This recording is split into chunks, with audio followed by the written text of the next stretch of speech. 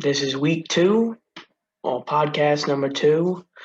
We're going to start off with the Providence Friars this week, and we're going to hit on some college basketball as the week goes along as well. We're going to section off. First week, we did a lot of the podcast was an hour. So now we've decided we're going to go split into 2 or 3 different sections this week to get more content out, but split it up into 20-minute sections maybe. Go from there. So, yep, today is just going to be me. This will be This is Sunday, March 7th. This will be posted on Monday. Josh and I tomorrow night will record and post Tuesday on March Madness. We had some people ask questions throughout the week. Just a bunch of stuff with March Madness, college basketball. And then Tuesday night, Josh is going to post something himself on the bigger teams, stuff he's watched all year. So his opinions. But yeah, you guys obviously already know me. This is Aaron Cicilline. Like I said, we're going to talk about Providence Friars today. Gotta just bring up a couple different things. I mean, a bunch of people on my personal page have followed me, and you guys already know I'm not the biggest Ed Cooley fan. So I think it's time, my personal opinion, before I bring in what I'm going to talk about, is my personal opinion. I think it's time for Ed Cooley to go. I think we're going to talk about an assistant coach. Well, I am, not we, that I think deserves a great chance. I'm going to show you the background information on him, on Jeff Battle. There's not a lot of other coaches out there right now, so I think that's why the Friars are still going with Ed Cooley. And there's not a lot of big names. I know we had some former rumors a couple of years ago with Rick Pitino, and Ed Cooley almost went to Michigan, but I think that was a smokescreen, to be quite honest with you. I think Ed Cooley used the Michigan situation to get more money from the Friars and stay long term. And, props to him, because he did a great friggin' job. So right now, we're going to pull up my first topic. So the first thing I want to talk about, I wrote it down a couple things in my notebook here as well. The first thing I want to talk about is look at some of the teams that were led by Ed Cooley, and we're going to talk about the offense that, for some reason, he still runs. So the first thing is Ed Cooley took over in 2013, and his first year they did not make March Madness. That was the last year of them not really being a good program, at least a decent basketball program. Obviously you look at some of the stats here. This is all, March Madness information. So Ed Cooley, as you can see, he took over. These are the years. This is all Ed Cooley. Everything I highlighted is all Ed Cooley. Now, this first year in 2014 was the year that they won the Big East tournament, where Bryce Cotton, LaDante Henton, Kadeem the Harris, Tobias Harris's brother was on that team as well. They had a nice team, and it was kind of an improbable run as well. They weren't I think they were like a 4 or 5 seed. So I mean, they weren't one of the best teams in the Big East, but they had talent. And if anybody knows, if you're a Providence Friars fan, Bryce Cotton was the guy. Like, Bryce Cotton was a good friggin' player. Like, he was unbelievable. He might have not been the most flashy, tallest, best defender guy, but he could drop 25 for you any night, and he was hitting clutch buckets, and that man could shoot the ball. So props to him. He put Providence on the map. That was the start of a run, and that was when everybody loved Ed Cooley, man. And I myself, if you guys go back to previous posts, I was the biggest Ed Cooley forgiver. Like, oh, bad game. That wasn't Ed Cooley. It was the players. All this. I was the biggest Ed Cooley guy at first. A couple people. I'm so invested in this program. I'm from Rhode, so I've always loved Providence since I was younger. I mean, I'm sure we'll be able to look at the records of previous coaches. I know looks like I'm being harsh on Ed Cooley, but let's be realistic. Ed Cooley, it's time. But right now we're going to look. So the first year they were an 11 seed. So improbable, beating a 6 seed. It's not the biggest upset in the world, but they gave that North Carolina team a big run. I remember that game specifically. They gave that North Carolina team a big run for their money. Bryce Cotton was feeling it. He had a great game, but that was the LaDontae Henton game, man, where LaDontae Henton forgot how to shoot a basketball. He had one of the worst field goal percentages in like March Madness history. Like it was not good to watch. It was not a good game. But that's good. But here's the thing: that's 0 for 1. That's 0-1 right there on Ed Cooley's record. It adds up, unfortunately. The second year, 2015, didn't do much. They didn't do too much in the Big East tournament that year, but they were a better team. Actually, I have the link right here. So this was 2015. This was the year that they got up to 8 in the AP. So they were good. This was the Chris Dunn, Ben Benta-led year. This team was nice. Very good team. They were deep. They had a good shooting team. They were everything. They had it all. And, they went 24-11 that year. They weren't even ranked to start the year, too. They weren't given the love, but they did their thing that year. I give them props for that. But here's where my issues start to stem. You go into this as a 6 seed. You got up to number 8 in the country at one point, and you lose to Dayton as you're a 6 seed, right? Right here. You went to tournament as a 6 seed. And you lost to Dayton, and that Dayton team only got in as a play-in team. And you only scored 53 points. And this is what I was talking about I want to talk about the offense when I'm done with the statistics. You played a play-in team and only scored 53 points. That's just not good. That's not good. In college basketball, I know you can win games by scoring 50 points. And Ed Cooley's actually been a pretty good defensive coach, but sometimes you need to put some sort of extra like oomph on the offense to win a game. Move on to 2016, same thing. 2016, you were 20-13 that year.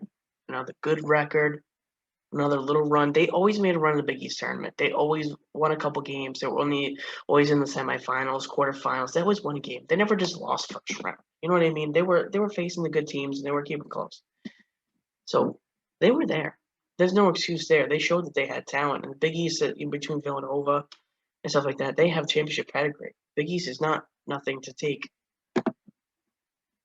from them. So same thing, 2016, they won a game. And this was the Rodney Bullock-led team that game. Rodney Bullock had a good game. He hit the game winner on the inbounds pass with a couple seconds left from Edwards. The Edwards kids ended up transferring away, I think, after the next year. Drew Edwards. That was another crazy game. You were the 9 seed, so technically props to them. You technically won as the underdog that game. And this is a very deceiving loss. I'll give Ed Cooley this. Very deceiving. It was a 19-point loss. But they played 30, I think I remember saying this, it was 32 minutes of great basketball. So the first 20 minutes in the first half and the first 12 minutes in the second half played great basketball. It was a close game. Then North Carolina went on this 16-3 run. You couldn't stop them. I forgot the kid's name, but they had that the lefty point guard, who was unstoppable that year. I think his name was something to do with Kendall, but he was another good player. So that was a very deceiving loss. I'll give him that. But and that's the number 1 seed North Carolina. It's so tough to beat those number 1 seeds, especially that's a second round game. It's a round of 32. So of course Ed Cooley's first win in March Madness for PC, second round again to face North Carolina. But this is where it gets worse. First 4, USC. They got their revenge. Literally a year later. This was a first 4 game. So you weren't even part of the 64 actual teams of college and college basketball March Madness. So you had to win that just to get in. And you didn't. It was just another year, 2017. 21-14, very similar to the year before. NCAA tournament, definitely made a run in the Big East. Like I said, every year they always won a couple games in the Big East tournament. They were showing that they could win. But when it came to the actual big stage of facing teams like March Madness, where it's not familiar anymore, it's not that good, you know? So it's just another bad loss. And this Texas A&M one, they were the higher seed here. I understand, but again, if you're a PC fan, and you watch this game. Another winnable game where the offense just imploded. They did score 69 points, but just this game just was not good. It, just a lot of these games fall on bad shooting by the players. I understand that, but enough with this. We're going to talk about this right now. This offense that Ed Cooley runs, and I think a lot of people have started to realize it this year in 2021. COVID season, I know. Last year, same thing. They went on that massive run because Ed Cooley went away from the stupid box offense. This dumb box offense that was ran in like 1970s, 1980s. It does not work anymore.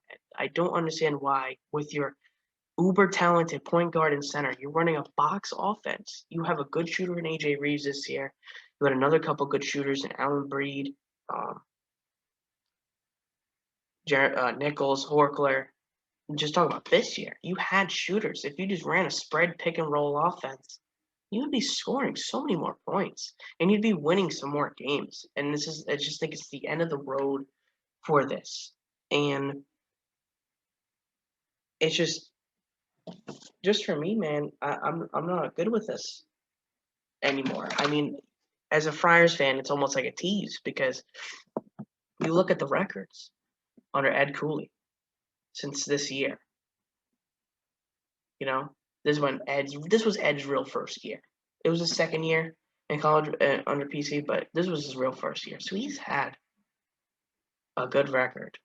You know, he came in and took over this team. Oh no, wait, my apologies. This was his third year. I was looking at the wrong thing. This was his first year. Took over kind of a crappy team, but this year showed promise. The second year, and in the third year, that's what I'm saying. Look at the progression between the years. Conference tournament championship. You won the Big East. You beat Creighton. You beat Doug McDermott, who was like player of the year candidate. That was a great win.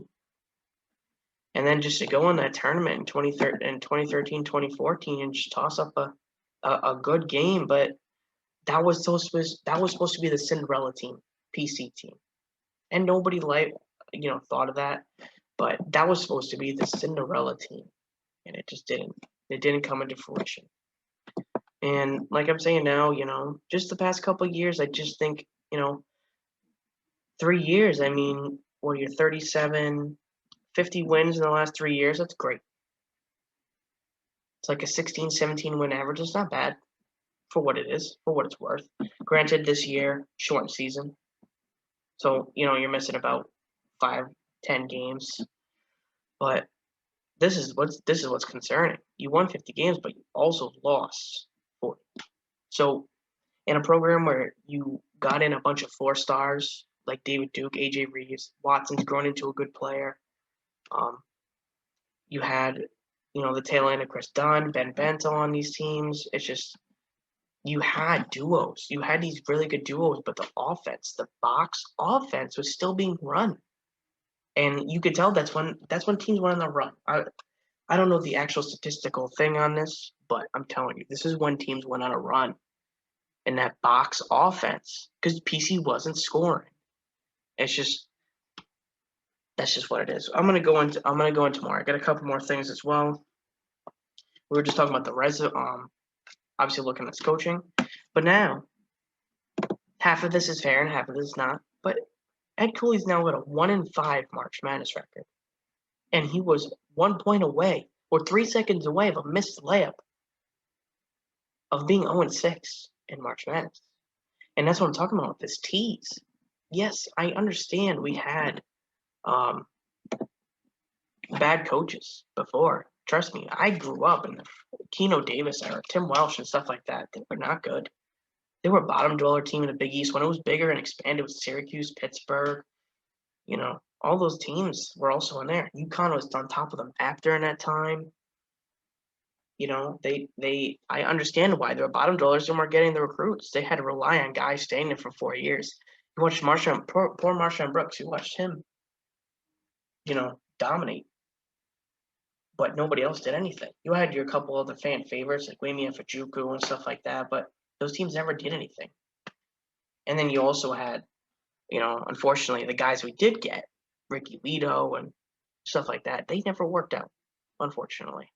They had their own off the court issues or school issues that unfortunately kind of affected the program. I mean, when you're a coach and you put in all that stuff effort to recruit a kid and he comes here and he's got academic issues or off the court issues, you kind of wasted all that time. But kids come first before sports, obviously. I'm not saying it's not, but to move on to the next thing, just to look at, I said in the beginning of this video that this is the updated coaches right now. Like I said, this is on March 7th. So there's not really great coaches here, I mean, Jim Christian, no thank you. Greg Marshall, he had a lot of issues. If anybody looks up the Wichita State story, it's kind of disturbing. So that'd be the one actual good coach, but no program's getting him. And I don't want him coaching, honestly. He's got some big, big issues. But other than that, I mean, there's not too many good coaches out there right now. I mean, like I was talking about with the whole Michigan thing a couple of years ago when Ed Cooley and Juwan Howard were the finalists. Juwan Howard ultimately went over there, and now look how good Michigan's doing this year. He took over that program and recruited hard, got guys over PC. So I applaud to Michigan for actually picking the correct coach, because if they picked Ed Cooley, I can guarantee you they're not the top 5 team in the country you're looking at right now. That's just me. They'll be running a box offense with 5-star athletes who are good shooters, but forced to play at the free throw line or on the block. So what do I know, apparently, even though I watch every Providence Friars game. So now this goes into my my final topic and my resolution on how to fix the Friars. Now, I think everybody's dream scenario is if Rick Pitino can come back. And, we saw the interview that came out a couple years ago. I know he did his dumb things at Louisville. Don't get me wrong, he did. But he was the guy. He wanted to come back. He talked about the Providence Friars like family. He explained certain little things that's near the campus. He liked the little campus. He liked the cold. He was the perfect guy to retake this job and take the Friars from the T's prime for the past 6 years, 7 years, and bring them up again. Because we got David Duke and Reeves during this time who are 4 stars, and they've done their thing. But I'm telling you, with a better coach, those kids would be so much better, so much better. So, the dream scenario would be Rick Pitino, or my dream scenario would have been a guy like Billy Donovan coming back to college basketball. He was a Providence college point guard, pretty sure in the 80s. He would have been another guy I would love to see back. He had coaching success at Florida, obviously, with the Joakim Noah-led teams and Al Horford-led teams. He had coaching success in the NBA with the Thunder, making the playoffs, coach superstar players. So I don't see why he wouldn't not want to, wouldn't be good over here, taking in 4 stars, potential 5 stars. That's a big name that changes the difference. And I just think that it's just not good. And just to prove my point even more, this is before I get into my ultimate scenario. This is what scares me. The Providence Friars recruiting class for next year is not good. Not good at all. And that's spooky because I know the new rules in place for COVID, so a guy like Nate Watson could go back next year and stuff like that. But let's just take a look really quick on these next year. Like, what makes you excited about next year's team if David Duke and Nate Watson go to the NBA? What makes you get excited over these two. These are your only recruits coming in next year. So if you lose David Duke, your new point guard next year is Allen Breed or Jared Bynum. Everybody excited for the 7 points and 4 assists per game that we're going to get at point guard? No.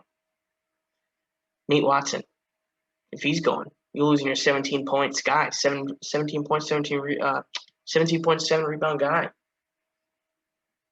If he's gone, we're going to replace him with Rafael Castro, 3-star player. Now, granted, I would love both these guys to come in and be great players and break out, but the 3-star guys for a reason, and that's I don't think that gets fans excited. I don't think that gets other recruits excited. Like when we got AJ Reeves a couple years ago, the 4-stars, that's what got David Duke here. Being friends, but 2 4-star players, 2 top 50 players at that time, you got them in. That was exciting time for the Friars because you got your point guard and shooting guard for the next couple of years. That you want to come watch games. You think they're, and just look at this number. Your Big East rank next year for recruiting is 11. There's only like 15 or less teams in the Big East. That's not good. You're on DePaul level of recruiting. And guess who that falls on? Ed Cooley. Ed Cooley is not getting these recruits anymore because they're watching this team the past couple of years and they're underachieving. And I'm telling you, it's a coaching thing. You can blame so much on the players, and I've seen games where guys have bad, awful games or bad defensive games, bad offensive games. I've seen it. And players definitely deserve a share of how bad this season has gone, especially for the Friars. But it's just not good. I just don't think that with this recruiting class next year, they might go back to the same record. They're 13-12 this year. That's what they finished with. They're projected 3rd in the Big East before the season. David Duke and Nate Watson had good years, but other than that, nobody else did any favors to help the team as a player, but the coaching staff as well. But there is one guy in his coaching staff that has the veteran look, the local look who's been here for a couple of years as well and seen these players and had a great relationship with these players, and has former success in a big program, or used to be a big program, in the early 2000s. And my guy, Jeff Battle. This is my guy. Now, people are probably not going to agree with me on this. He's part of the Ed Cooley coaching staff. They might disagree here. This is my guy. This is who I want as the next head coach. Now, just reading through, he's been here since 2015. So he's been here during the Ed Cooley time. And he's had to deal with this. But he just spent 13 seasons at Wake Forest. And if anybody knows, and this is from 2001 to 2014, if anybody knows, Wake Forest was the home of Tim Duncan and Chris Paul. And Jeff Teague as well, as much as Celtics fans don't really like that guy right now, but Jeff Teague's had a good NBA career. He's dealt with these good players who were good recruits out of high school who came in and dominated Wake Forest, and he coached them. He made it. He was successful as a coach there. So, and just look, it says it right here. Key role in the development of former NBA All-Stars Chris Paul and Jeff Teague. Another right here. Battle helped bring in a number of highly ranked recruiting classes to Wake Forest. 2010 recruiting was ranked 6th in the nation. Ranked number 3 in the country. 2006, number 6, 2006, 10th ranked. 2003, number 16, number 30 in 2007. It wasn't consistent because in the ACC, unfortunately, it's led by Duke and North Carolina. Now Syracuse is in there. I know they weren't that time. I'm just saying. But those were all the led teams. It's so tough to get those. And if you're getting a recruit as a 4-star, getting a recruit as a 4-star athlete, and Duke and North Carolina offer you, but Wake Forest promise you a starting position, but Duke and North Carolina be like, oh, your sophomore year, you might start. They're going to pick Duke and North Carolina almost 7-8 times out of 10. So it's actually amazing. And remember, like I was saying, Wake Forest was a powerhouse team. They were good. Tim Duncan-led teams, Chris Paul-led teams, they were good teams. And he's just been around college basketball since so long. 1993. He's been in college basketball for 28 years. That's insane. That's a guy with longevity. And it's not like he's, going from place to place. He stays at these teams. He's been at the Friars for 5 years. He was with Wake Forest for 13. He's not a guy that just went in and, and he also played at Marshall. And he was a guard. So if anything, with PC, how they've gotten Bryce Cotton, Chris Dunn, David Duke, AJ Reeves, all these guards that came in, he works with them specifically because he was a good guard. He was a great coach, and he still is. And I just think that this is the guy that I would like to see. This is their most realistic option because Ed Cooley makes too much money to be this poor of a coach. Sorry. His record as a coach is good and deceiving. But when push comes to shove, other than 2014, that's his only real accolade, his Big East tournament. But he's now been here for 1, 2, 3, 4, 5, 6, 7, 8, 9, 10 seasons. This is his 10th year. And he's got a good record. Look, 194 and 134. That's a good record. But just I think when push comes to shove, it's time for a change. And as a Providence Friars fan, I think that a change in a direction would be the best option. That's my assessment. Unfortunately, I can say all I want in this podcast. I can have a bunch of my friends, family friends, older adults say what they want about Ed Cooley, and they might disagree with my comments. That's fine. I'm here to just spread my sports opinion with the people who want to watch. So, that's just me. So, that's all I got to say. I hope this also, for the people that see me complain over the past probably 2.5 years over social media,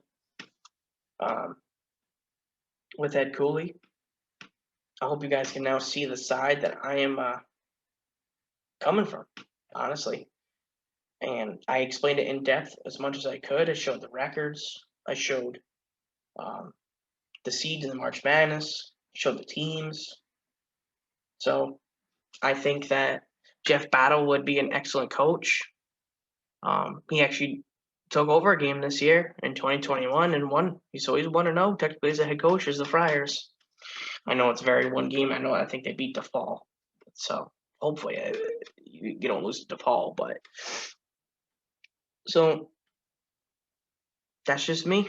And hope you guys can comment on the Facebook page and the YouTube page and give your opinions as well on Ed Cooley. And after hearing my side, maybe that changes. You look into it more. But as of now, I think that's all I got to say about Ed Cooley. But on the other hand, I remain a fan. So Big East tournament starts soon. Maybe Providence makes a run. Who knows? Maybe Ed Cooley resurrects his career. I don't know. I hope. I would love to see a guy like that refix his name with a lot of the fans in the school because he's got a lifetime contract basically now with this team. So unfortunately, I don't think a guy like Jeff Battle, Rick Pitino, or Billy Donovan is coming anytime soon. So we might be stuck with him for a long time. So I think at this point, you just want to go for hoping he fixes himself. So, but yeah, that's the end of the first part of podcast week 2. That was your Providence Friars talk for the year. Tomorrow, Josh and I are going to record, like I said, some March Madness stuff. We have some questions from the Instagram page and Facebook we're going to answer tomorrow night as well. So that will be recorded tomorrow night and posted on Tuesday. And Josh is going to record Tuesday himself, talking about bigger teams, his different opinion, maybe on the Friars as well, if he wants to include that. And then that will be posted Wednesday. And then this will be posted on Monday. So this is a little Rhody Sports Talk. Hope you enjoyed. Share, like, and subscribe. That's all I gotta say. So have a good day.